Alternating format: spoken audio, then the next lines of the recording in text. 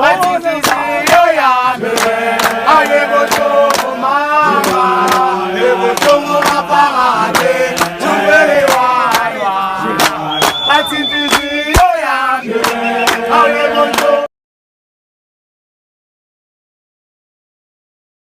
That's a match we shouldn't have lost, but at the same time, it is a lose that understandable. It is a lose that will make us even more stronger due to the lessons we got from it, because we beat ourselves in that match. That team wasn't any easiest, but they did not deserve to win. Now let's unpack what was the difference between us and them. You know, when you didn't watch the match and get the information from social media posts and comments, you really think that the team was that bad or even terrible. From where I'm sitting, that wasn't the case. I think from the beginning of the selection wasn't the one. Yes, it's coach's decision, but I don't like going to match with the mentality of already fearing something. You end up gambling with players who might not be ready to start give you what you want. Starting with Pulemodi and Du Preez on the side was a way of being conscious of the spaces gaps that was gonna be left by our fullbacks when they overlap, as it looked like we booked on Solomon for attack. This means our coaches wanted speed when we strike back on that side. Has always mentioned that a team that plays didn't see much of it, but his mentality was good for kind of a competition. Fulham Modi's decision making will be the end of his career of at chips. At times he doesn't eventually right, but just making the right decision for him is a mountain to climb. Also, we have a problem to tend to use only one side, failing to utilize the opposite when Du Preez was still on.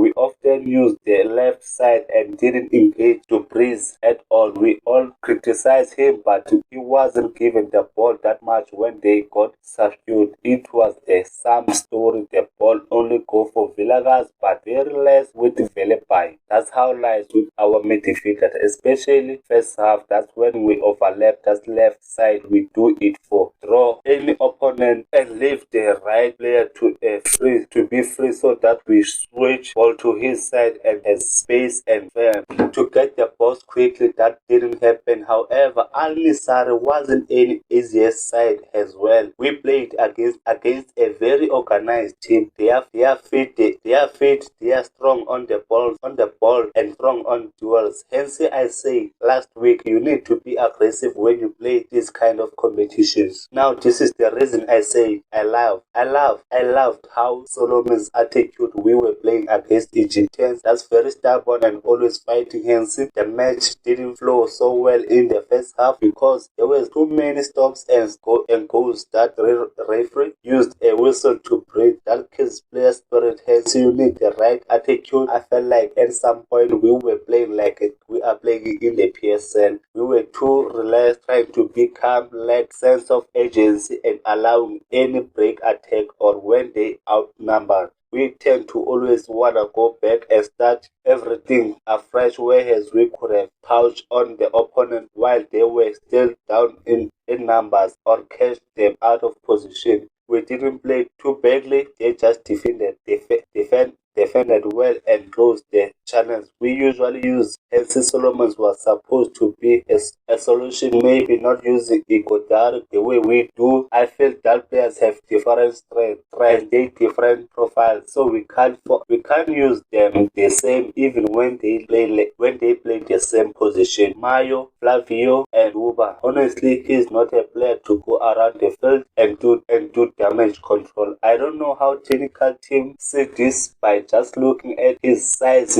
It already tells you that you are using this player to his weakness. He's supposed to be up there in the box and let the team play into his strength. He's not a Mayo, he's not a Silva, people who can really run and make a play. It doesn't make sense that every time when you attack, your striker is behind, still on the run, making his way in the box, because he had dropped too deep all the time. No, that's why we use very less crosses in the box, because you can't cross for Shabalala, who usually set the first to the box, then Igodaro, who's still running and arriving late, but he's a target man. Also, when Traveling a Squad was released last week, I shared it and wrote that Serena and Lilepe and some people fought me and said we can do it without them. That was true, but just that all over the world, key players are always gonna be talked about. They due to their experience and being anxious about when gonna play replacing them. Yes, I do, and I do understand.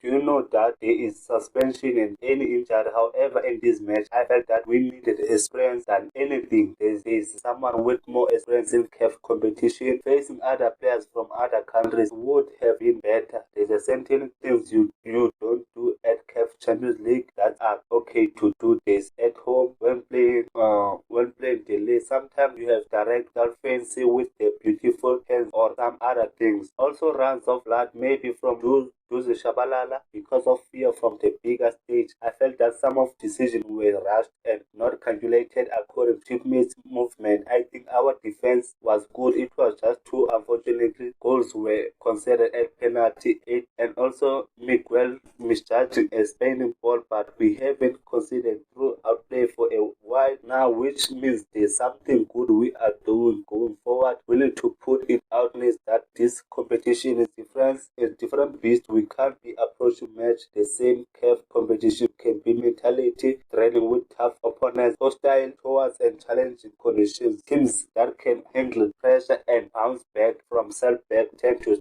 We need to control supporting our boys in bad good moment. Our coach need to pick the right team to this chain as well. I think Almisare did their homework on the young man. They started his movement and learned that he has great abilities to break them down. Hence we saw 3-4 players surrounding him every time he had the ball. That when I told Villaga to the game from start would have changed the whole scenario and Almisare would have been hit by what they didn't expect. I think almost forgot to mention from that was Fono Villagas. It won't be my first time talking about this thing. I love the boy and I appreciate him that he will always change the game and give the team back when he gets in. But I want him to be a team player more than an individual. He tends to take vendors on, which is a very good because we missed that in the first half. But when he gets to the box, he doesn't even check which of his teammates is in good position. That's where it frustrates me a lot. You can't take vendors on and have 3 conservative shots without passing the ball. When doing that, you mean you don't see fail in your teammates. You also setting yourself up for failure because you are going to be predictable. As you always do one-on-one, and at the same time there's a distance where I felt he should have released the ball silver, but he didn't. Also a different moment where there were 2 free players inside the box. I think boys must think about these things. Mustn't play for himself but play for the team. Against Open College, he was lucky that he got a goal, but truth be told, he's frustrated me too in that game. The whole match he was doing exciting. What I'm complaining about, we could have got 6 or more had he had his teammates at his best interest. Also, I wish Leboma would come earlier in that match. Somehow there was a bit of a struggle in the midfield that I thought my boy had his best to solve when he came in. I could also ask our technical team what's the plan with Ox. Ox doesn't get substituted. Yes, on form he does well, but you trying to tell me that maybe around 8 minutes, even when we are chasing the match, when you sub him with someone else who's been explosive, we wouldn't get temporary solution. What happened when the players get injured one day? Are we not setting up for a long-term injury as he wouldn't recover quickly because of the age and load has been heavy throughout the season? It bothers me that is strong. That position, no one is even visible as a backup for that position, and it will backfire one day. Ox had a good match, though I was also imposed with his forward thinking of passes that we wanted. It's just that I've had these questions for quite quiet sometime. Now one day Al-Nassr is gonna come to South Africa. Some point we need to be mentally strong and fit. We need to make things quickly and not play like a sisters. We need speed, we need aggression, we need to be fully focused. The difference between local international matches is that once you lose focus for a second in the international football, you are gone. And please tell me in the below how do you feel about this Misal match with Kaizer Chiefs, and tell me how do you feel about CAF competition, Chiefs bouncing back, and please don't forget to subscribe and like and comment. Peace out. But don't tell no lie about me, and I won't tell truths about you.